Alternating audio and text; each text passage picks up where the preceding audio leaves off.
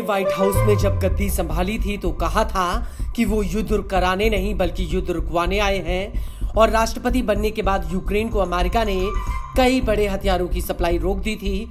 और पुतिन से मुलाकात के बाद भी ट्रंप ने कहा था कि वो जल्द से जल्द यूक्रेन में शांति चाहते हैं।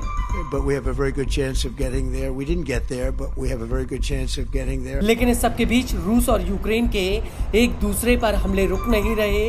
रूसी सेना रह रहकर यूक्रेन को मिसाइल हमलों से दहला रही है और यूक्रेन आसमान में रूसी हमलों को रोकने में पूरी तरह से कमजोर साबित हुआ है। और इसी बीच ट्रंप ने यूक्रेन को लेकर एक ऐसा फैसला लिया है जो युद्ध की आग में पेट्रोल डालने का काम कर सकता है। और ट्रंप के इस फैसले से अब पुतिन का घर यानी राष्ट्रपति भवन सीधे यूक्रेन के निशाने पर आ सकता है।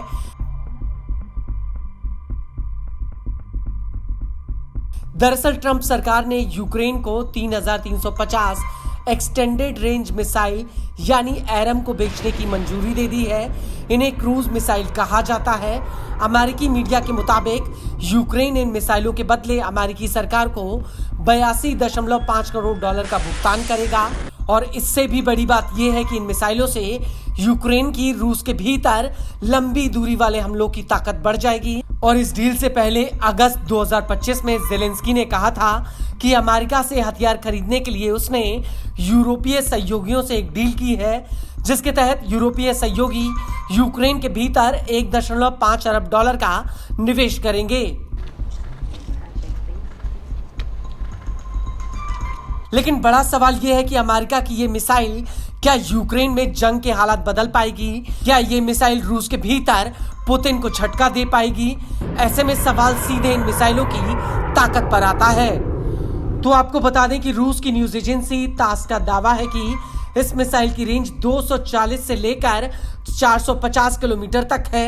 ये मिसाइल 226 किलोग्राम तक का विस्फोटक ले जा सकती है। अमेरिका की DSC एजेंसी के मुताबिक ये missile GPS interior navigation system यानी INS से लैस है। इसमें एक चुनिंदा एंटी स्पूफिंग मॉड्यूल भी लगा है।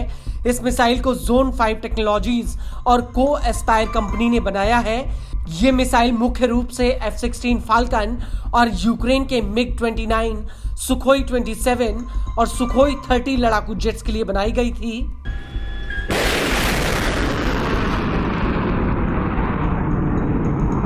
अब सवाल ये उठता है कि इस मिसाइल से पुतिन को कितना खतरा है। तो आपको बता दें कि इस मिसाइल के दम पर यूक्रेन मौजूदा जंग के मैदान से काफी भीतर रूस में हमला कर सकता है। यूक्रेन इस मिसाइल से क्रीमिया समेत कब्जे वाले इलाकों के अंदर रूस के सप्लाई डिपो, कमांड सेंटर और महत्वपूर्ण बुनियादी ढांचों को निशाना बना पाएगा। इस मिसाइल के प्रत्येक यूनिट की कीमत करीब $2,46,000 है। जानकारों की माने तो ये मिसाइल यूक्रेन के लिए फ्लेमिंगो, स्टॉर्म शैडो और जैसम ईयर के मुकाबले सस्ती पड़ेगी। इनके एक यूनिट की कीमत करीब $10 लाख है।